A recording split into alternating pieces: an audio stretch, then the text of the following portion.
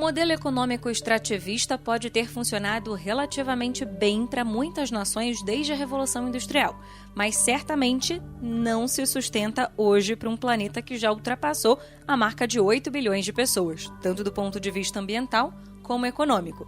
A descarbonização das principais economias do mundo, e o Brasil é uma delas, é urgente. Mas como que a gente pode fazer isso? É sobre o que vamos refletir neste episódio do Conexões para Convergir, um podcast criado para debater temas relacionados ao meio ambiente, à segurança e à soberania.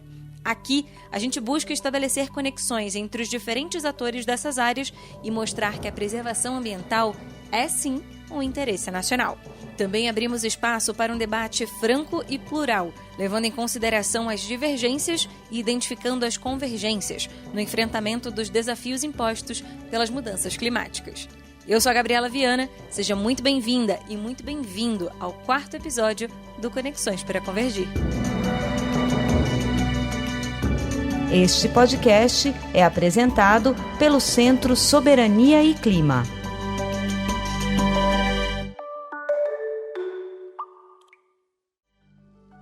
O Brasil tem um enorme potencial, por ser um país mega diverso, de trabalhar aquilo que a gente chama da economia da biodiversidade. Eu acho que apenas continuar a aprimorar esse pensamento e ter casos concretos que exemplificam o quanto é possível e saudável conciliar fatores econômicos, financeiros, com fatores sociais e ambientais. A bioeconomia tem se mostrado como uma solução para o desenvolvimento sustentável do planeta pela sua capacidade de promover a produção e a distribuição de produtos feitos a partir de recursos biológicos renováveis. O seu objetivo é oferecer soluções para a sustentabilidade dos sistemas de produção com vistas à substituição de recursos fósseis e não renováveis, descarbonizando a economia e favorecendo o desenvolvimento socioeconômico de países como o Brasil, por exemplo. Mas como qualificar o que se entende por bioeconomia? O Brasil tem realmente condições para ser um dos líderes na transição para uma economia de baixo carbono? E talvez a pergunta mais importante: a bioeconomia e a economia de baixo carbono representam realmente passaportes importantes para o futuro do Brasil, especialmente quando se considera a sua posição como potência climática?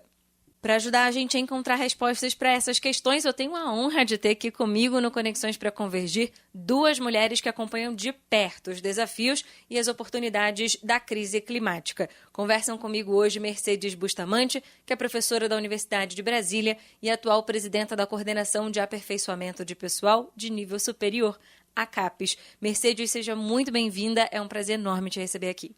Gabriela, muito obrigada pelo convite, um prazer também conversar com vocês. E temos aqui comigo hoje também Clarissa Lins, sócia fundadora da Catavento Consultoria. Clarissa, seja muito bem-vinda. Obrigada, Gabriela. Um prazer estar aqui com vocês hoje. Bom, gente, eu queria começar o nosso papo com o seguinte. A bioeconomia, ela abarca um conjunto de elementos e todos eles apontam para uma mudança indispensável nos padrões de produção, de distribuição e de consumo, com ênfase no uso responsável da biodiversidade.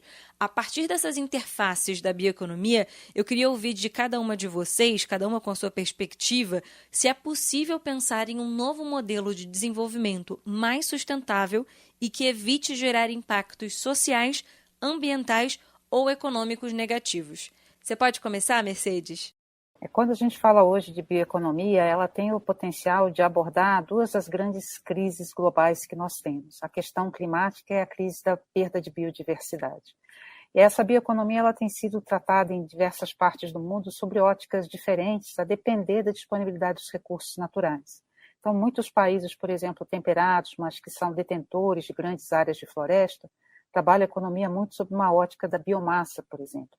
O Brasil tem um enorme potencial, por ser um país mega diverso, de trabalhar aquilo que a gente chama da economia da biodiversidade, ou seja, a utilização desses recursos biológicos com base nessa enorme diversidade de espécies e de recursos genéticos que nós temos.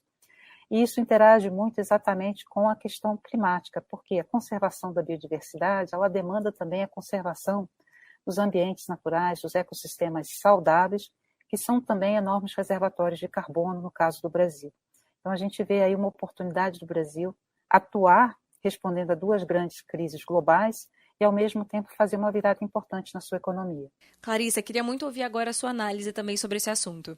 Gabriela, a resposta curta é sim, é possível pensar nisso. A resposta um pouco mais longa é que, na verdade, a gente já vem pensando nisso há algum tempo e a gente tem, eu acho que apenas continuar a aprimorar esse pensamento e ter casos concretos que exemplificam o quanto é possível e saudável conciliar fatores econômicos, financeiros, que são essenciais para qualquer economia, com fatores sociais e ambientais. Então, mais do que um jogo de exclusão, é um jogo de inclusão. O que eu devo levar em conta ao tomar uma decisão? Então, eu olho sob o prisma econômico-financeiro, eu olho sob o prisma ambiental, eu olho sob o prisma social, e dessa combinação, certamente, saem soluções diferentes. Vou só chamar a atenção para um dos aspectos que você mencionou, soluções diferentes, tanto do ponto de vista da produção, então, quando a gente pensa dos produtos que são ofertados, mas soluções também diferentes do ponto de vista do nosso padrão de consumo.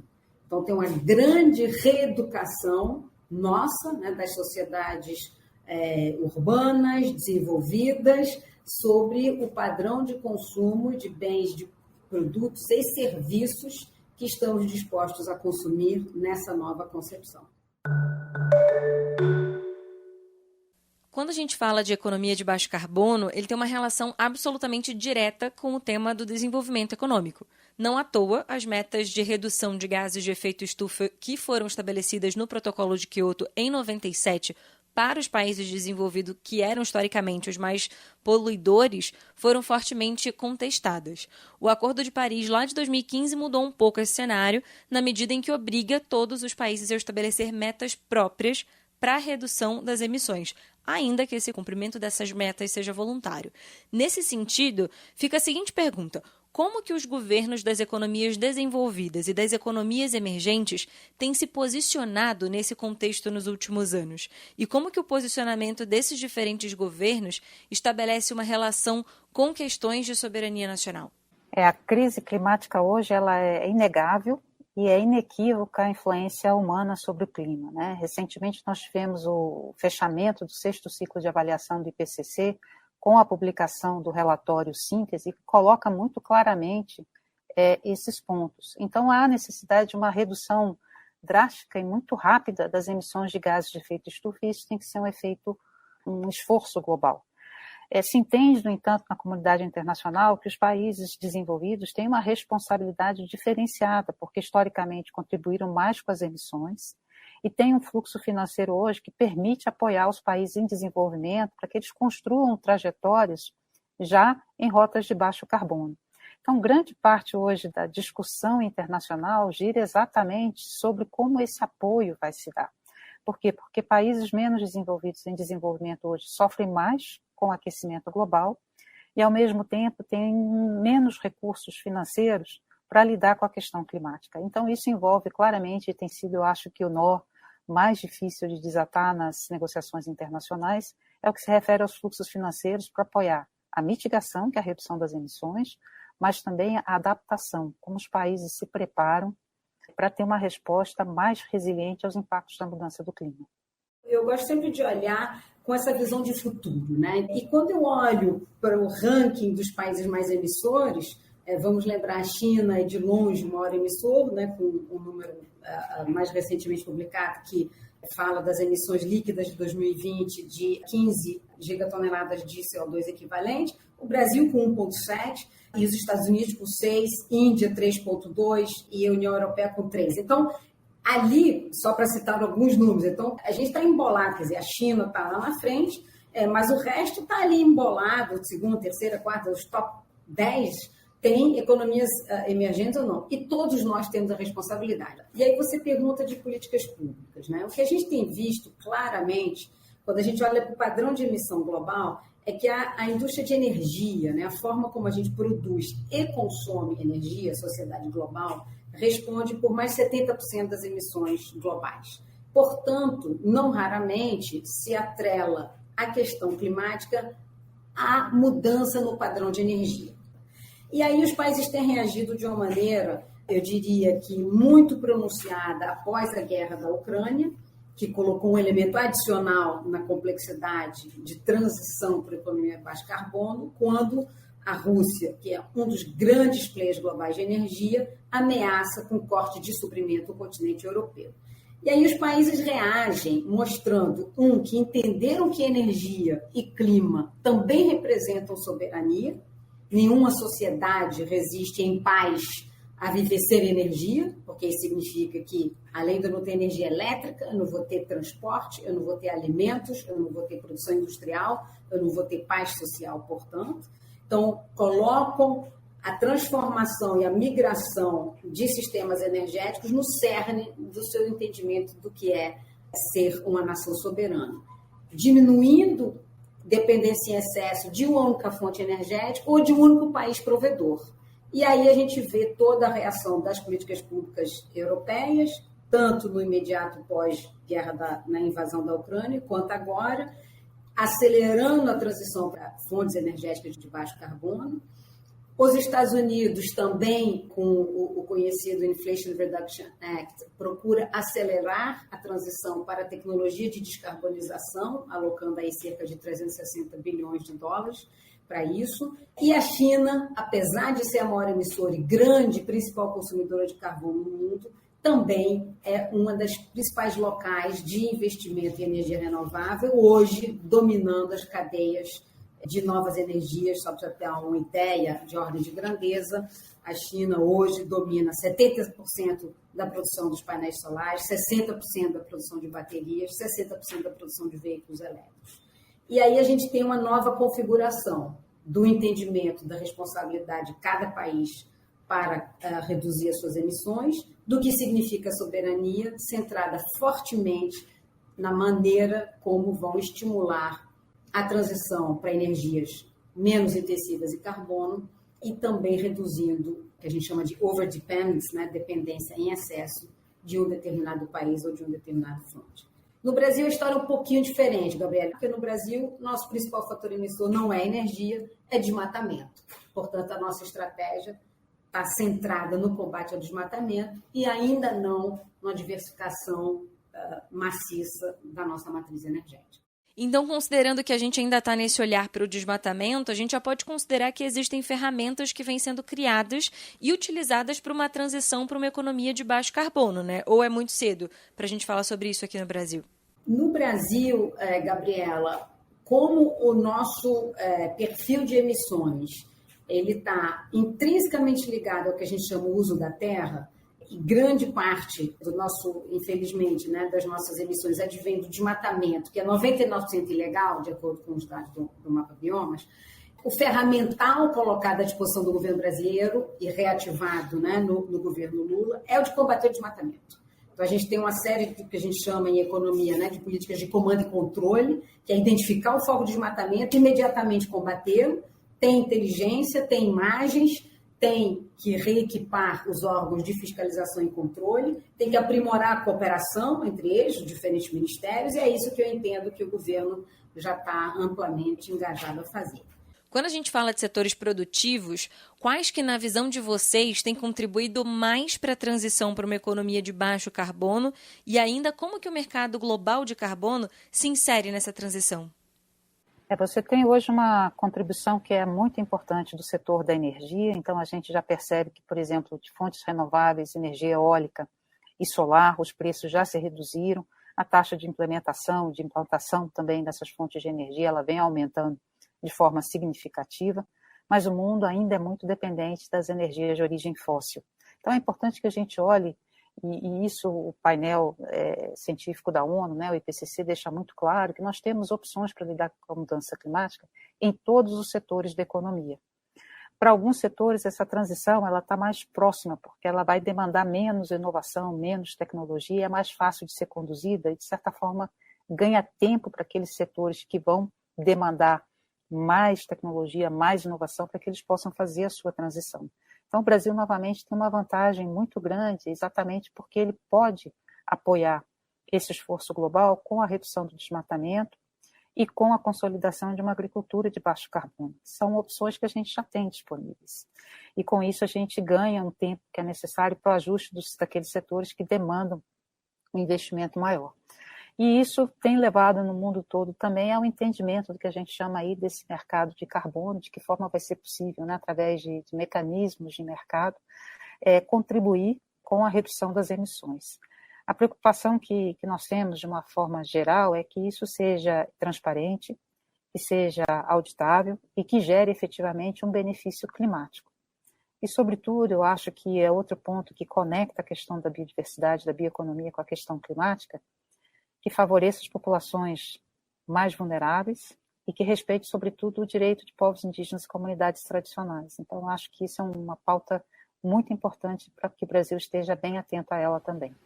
Eu vou começar pela parte final, talvez, da sua pergunta, Gabriela. Assim, os mercados globais de carbono não têm uma homogeneidade. Eu tenho diversos mercados que respondem a regras locais. Eu tenho o mercado europeu, que é o mais maduro, o maior em tamanho, em liquidez, que precifica carbono impondo um teto de emissões para as indústrias mais emissoras e, portanto, estimulando um preço que reflita, de fato, digamos assim, essa externalidade negativa que é a emissão oriunda dos processos produtivos.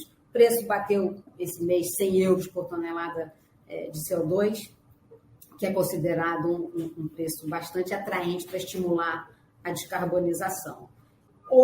Tem um levantamento periódico que o Banco Mundial faz. Eu te diria que hoje mecanismos de precificação de carbono, seja via mercado de cap and trade, seja via taxação de carbono, cobrem apenas um pouco menos do que 25% das emissões.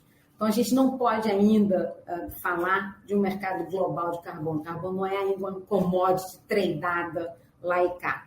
O famoso artigo 6 do Acordo de Paris, que está na linha de frente para ser regulamentado, pode ser aquele pontapé final que determina as regras de transação global de carbono entre países, entre empresas, que tem como, aparentemente, meta ser regulamentado até a próxima COP.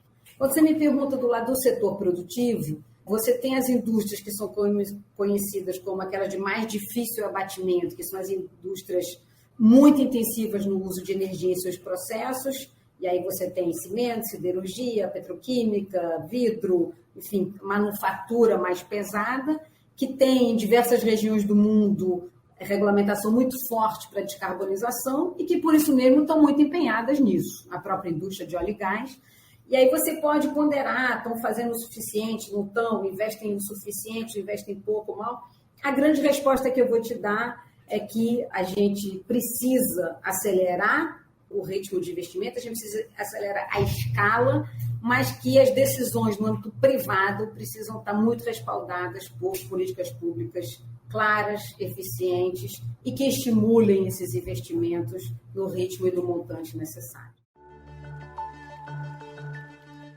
Bem, tudo que vocês trouxeram aqui para a gente até agora é muito convergente com os resultados preliminares de um estudo que o Instituto de Pesquisa WRI Brasil está desenvolvendo há 2 anos em parceria com outras instituições, que é chamado A Nova Economia para a Amazônia Brasileira. E quem veio contar aqui para a gente um pouco do que esse estudo já mapeou até agora é a Fabiola Zerbini, que está à frente desse trabalho no WRI Brasil. Ela participou do nosso quadro semanal aqui do podcast, do nosso programa, que dá voz às boas práticas nos campos da soberania e do clima em todo o território nacional. Vamos ouvir? Rádio Soberania e Clima. Olá, meu nome é Fabiola Zerbini, eu sou diretora de Florestas, Uso da Terra, Agricultura do WRI Brasil. Há todo um consenso, né, na ciência global e na política também de que o Brasil ele tem um papel extremamente central, em especial a Amazônia, em 2 grandes urgências, né, globais, que são as mudanças climáticas e a perda de biodiversidade.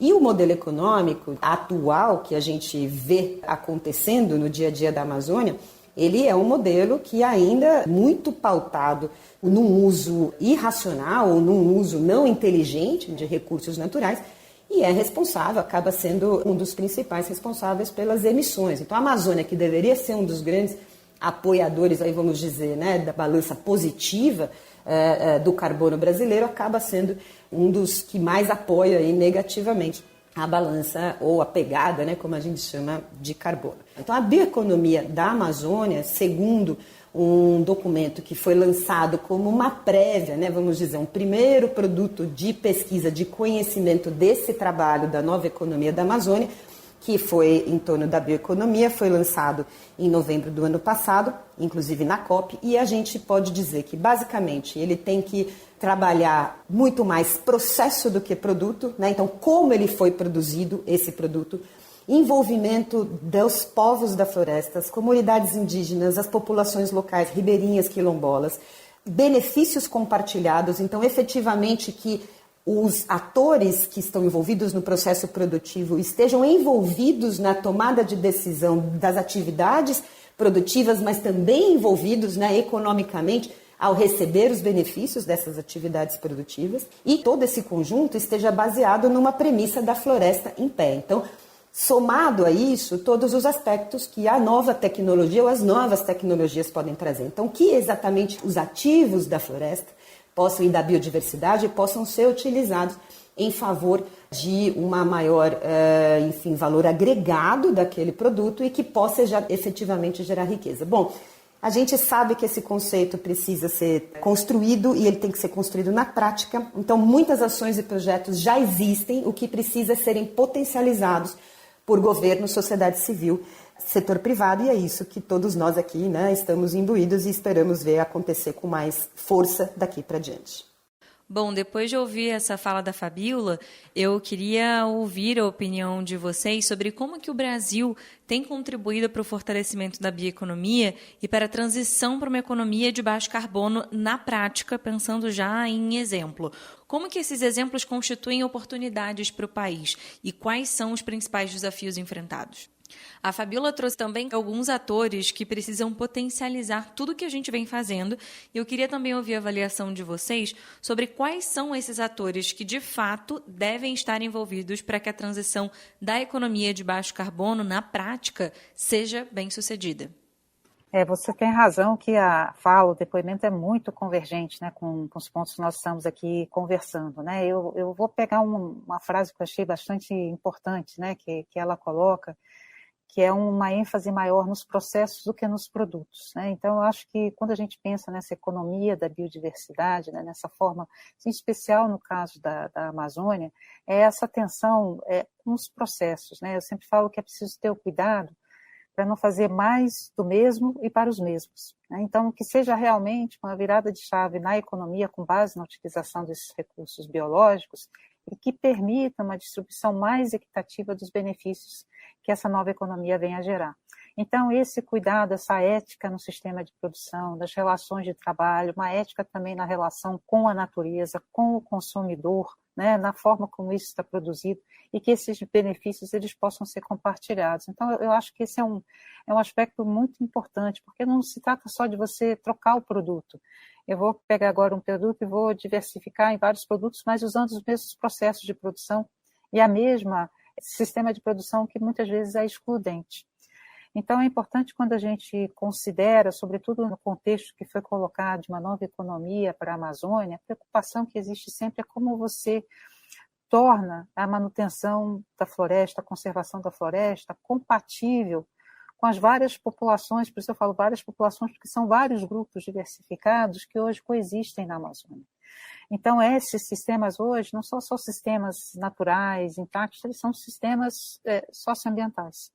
Então, essa interação da economia, respondendo também ao bem-estar social, ela é muito importante. E nisso eu vejo uma oportunidade muito grande do Brasil de romper os seus vínculos, né, com mecanismos predatórios de exploração dos recursos, muitos que têm bases ainda, raízes, né, em intervenções coloniais ainda, né, do Brasil, e trazer, então, essa realidade para um conjunto mais amplo da população. Eu acho que esse ponto, ela, assim, foi muito feliz, eu acho que essa colocação, né? Eu acho que é essa ótica que a gente espera trazer para uma bioeconomia brasileira. Olha, primeiro eu, enfim, não poderia deixar de concordar mais com a Fabíola. A WRI é uma instituição reconhecida e o que ela coloca faz todo o sentido do mundo. E nas palavras dela, ela já aponta quais os públicos envolvidos, né?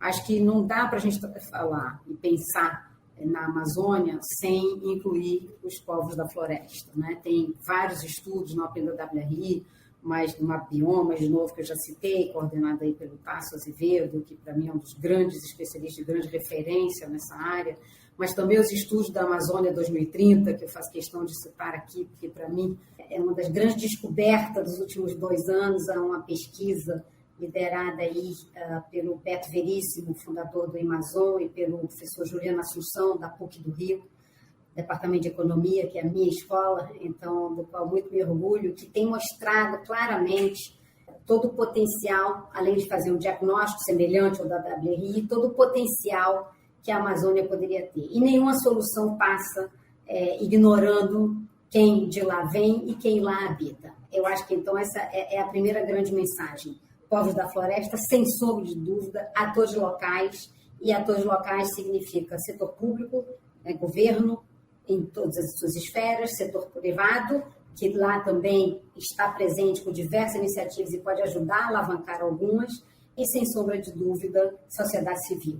Então, acho que essa é uma baita oportunidade dessas várias partes trabalharem juntas, somando esforços e não competindo por modelos, mas ouvindo o conhecimento, respeitando a cultura, a visão histórica, né, a visão antropológica de quem está lá há muito mais tempo do que a gente. Então, eu não sei se vocês já leram, mas, enfim, tem um conjunto de escritos do João Moreira Salles sobre a Amazônia.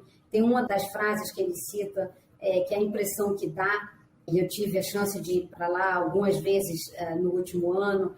O que sempre se pensou em termos de modelo de desenvolvimento da Amazônia é sempre ficar de costas para a floresta.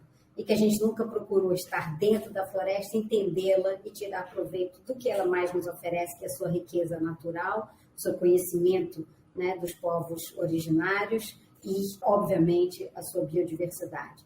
O que eu aprendo com eles é que a gente tem que valorizar a floresta em pé, isso aí é um dado da equação, tem que acabar com o desmatamento o quanto antes e tem que realmente fazer com que, por exemplo, na área econômica, que é o que eu acompanho talvez um pouco mais, a gente consiga escalar as soluções que lá se encontram. Apenas para dar um exemplo do que pode ser, né, escalado, se você pegar a cultura de, por exemplo, cacau, açaí, castanha, que são culturas locais, elas respondem hoje com um conjunto de menos de 70 produtos, com a receita anual de exportação de menos de 300 milhões de dólares, no mercado global que movimentou desses produtos 176 bilhões de dólares por ano. E esses dados são do Amazônia 2030. Ou seja, a gente tem potencial de produção e só consegue responder por menos de 0,2% da exportação destes produtos.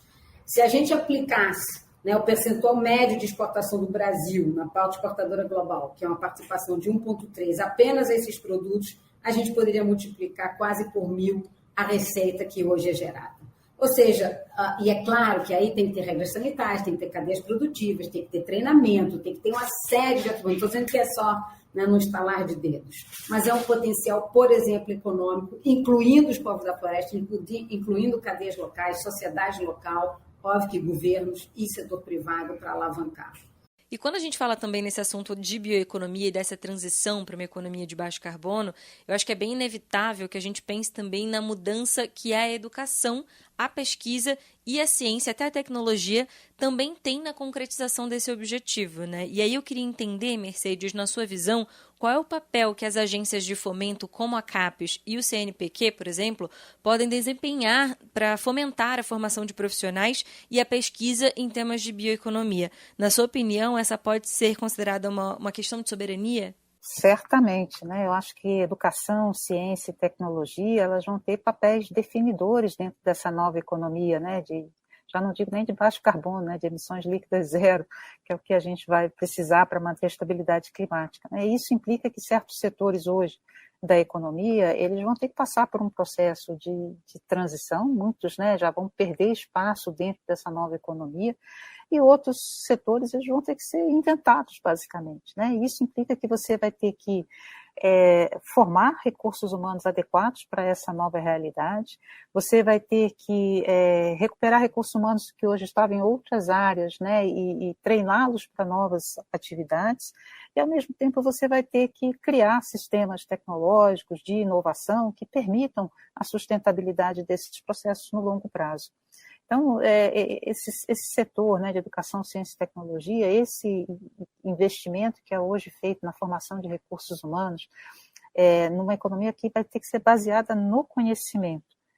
E aí você toca um ponto que é essencial, né, um conhecimento que é gerado no Brasil para resolver as questões do Brasil, é um ponto central da nossa soberania. Porque numa situação internacional, todos os países vão procurar soluções que sejam adequadas aos seus recortes. Você não vai querer que uma nação, em outra condição, ofereça as respostas que o Brasil precisa, né? Isso precisa ser gerado aqui no Brasil, né? Com os nossos recursos humanos. E à medida que esses recursos humanos recebem, né, a formação adequada e de qualidade, eles vão poder responder mais prontamente a esse desafio. Então, eu espero que, efetivamente, as nossas agências de fomento, eu acho que, em particular, a CAPES, que eu tenho hoje a felicidade de representar, possam ter um papel muito central. A gente já nem fala numa transição, é uma transformação, né? Nós precisamos de uma transformação muito efetiva, né, da nossa economia e da nossa sociedade. E a educação é o caminho de toda grande transformação. Clarissa, tratar sobre a economia de baixo carbono é necessariamente tratar, por exemplo, sobre desenvolvimento tecnológico e sobre modernização regulatória de setores produtivos e de infraestrutura para o recebimento de investimento nessa área, o que sugere também uma relação bastante simbiótica ali entre atores públicos e privados. O nosso programa já está chegando aqui no final, mas eu queria entender de você como que a relação entre esses agentes públicos e privados tem se dado no Brasil e qual a importância da agenda ESG nesse contexto. Eu acho fundamental, Gabriela, ter esse diálogo e essa troca muito produtiva, sempre em bases republicanas, transparentes, entre o público e o privado, né? Cada um tem o seu papel a cumprir. Quanto mais claras e eficientes forem as políticas públicas, o que o setor privado, né, no qual eu atuo hoje, mas já atuei no setor público no passado, responde a dizer, me dê as regras claras, estáveis, seguras, e eu vou responder de acordo com esse conjunto de regras claras que representam as políticas públicas. Então, quanto maior e mais previsível, de longa duração, portanto, não sujeita a soluços de cunho político, forem as políticas públicas, maior será a chance e a probabilidade do setor produtivo privado responder com investimentos elevados. Então, eu te diria que no Brasil a dinâmica é diferente da que eu vejo na Europa e da que eu vejo nos Estados Unidos. É diferente no sentido de, por exemplo, quando eu penso em parcerias em pesquisa e desenvolvimento, eu vejo aqui menos parcerias do que, por exemplo, na área de energia nos Estados Unidos ocorre. Poderia ter mais, sim, né? Por exemplo, na indústria de óleo e gás, onde eu atuo muito nessa agenda de transição energética, você tem a chamada cláusula de P&D, que aloca 1% do faturamento das empresas produtoras obrigatoriamente para pesquisa e desenvolvimento, e cada vez mais uma parte desse montante está alocado para pesquisar tecnologias de baixo carbono, então isso é muito bom. Poderia ter mais parcerias com a academia, eu sempre acho que isso é muito benéfico, mas tem uma política clara que estimula isso. Então, ótimo, estamos no caminho certo, talvez não na escala que se almejaria. Então, eu te diria que o que a gente ainda precisa avançar no Brasil? Certamente nas regulamentações. Então, em termos de energia, que é a área onde eu tenho mais familiaridade, a gente já tem uma matriz energética muito mais equilibrada do que a resto do mundo. A gente, né, nosso percentual de energias renováveis já é mais do que 40%, 43%, 45%, onde o mundo certamente gostaria de estar daqui a 20 anos. Não significa que a gente não tem que se preparar para as novas energias, para as novas tecnologias, você perguntou. E o que a gente precisa para isso? Ambiente regulatório claro, previsível, estabilidade de regras. Clarissa, eu queria aproveitar e te agradecer também pela participação aqui no podcast e perguntar se você tem mais alguma consideração, alguma reflexão para deixar para quem está ouvindo a gente aqui até o final do episódio. Não, enfim, agradecer a oportunidade de estar aqui hoje com vocês. Eu acho que o Brasil tem, de fato, né? Eu acho que do ponto de vista energético, eu acabei comentando um pouco, mas o Brasil já está onde vários gostariam de estar daqui a 20 anos. Tem um potencial para continuar nessa transição, aprimorando tecnologias e se colocando globalmente como essa potência ambiental, biodiversa, mas também energética, renovável que a gente tem, criadora, enfim, de emprego, renda, tecnologias, mas não se fechar, né? Um Brasil mais aberto, um Brasil mais competitivo globalmente, um Brasil que pensa, que se baseia em dados da ciência, que atrai investimentos, que tem um ambiente regulatório favorável a investimentos, inovação, produção, e é isso que a gente quer para o nosso país. Não ser mais um país do futuro, ser um país do presente, que entrega, porque faz o dever de casa, porque todos colaboram e porque a gente não deixa que apenas as promessas nos encantem, mas também o que a gente faz hoje nos encante, começando aí por combater o desmatamento da Amazônia.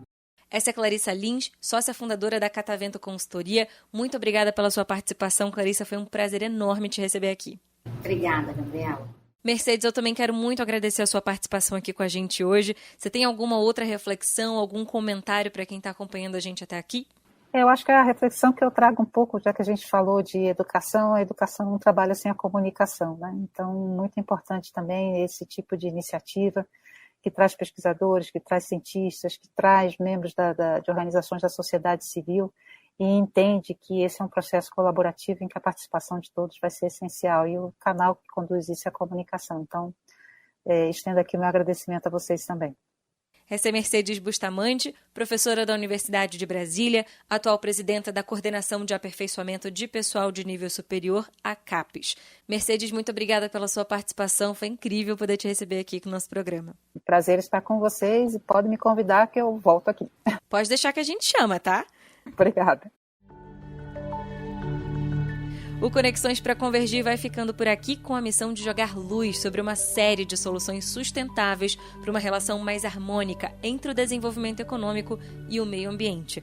Vale lembrar que só uma ação conjunta entre vários agentes públicos e privados, além da sociedade civil, pode virar esse jogo e alcançar uma mudança profunda nos padrões de produção e de consumo. Se você gostou desse episódio, compartilhe o link dele com quem você sabe que, assim como você, quer fazer parte dessa mudança. Esse podcast é uma realização do Centro Soberania e Clima, com o apoio do National Endowment for Democracy. A produção é da Rádio 2, com a coordenação executiva da Fabiana Altran. A produção executiva, o roteiro e a edição são de Patrícia Esperandio. A sonoplastia é de Isaac França e a identidade sonora é de Isaías Alves, da Pulsar Records. Pesquisa e checagem técnica de Mariana Nascimento Plum, Mila Campbell e Bruna Ferreira. Na equipe de comunicação, temos Ricardo Gandur, Luciana Constantino e Valéria Morim. E eu sou a Gabriela Viana. Se você tem alguma dica, sugestões ou pergunta aqui para o nosso podcast, é só escrever para o e-mail podcast@soberaniaclima.org.br. Na próxima semana eu estou de volta com mais um episódio dessa temporada. Te espero, hein?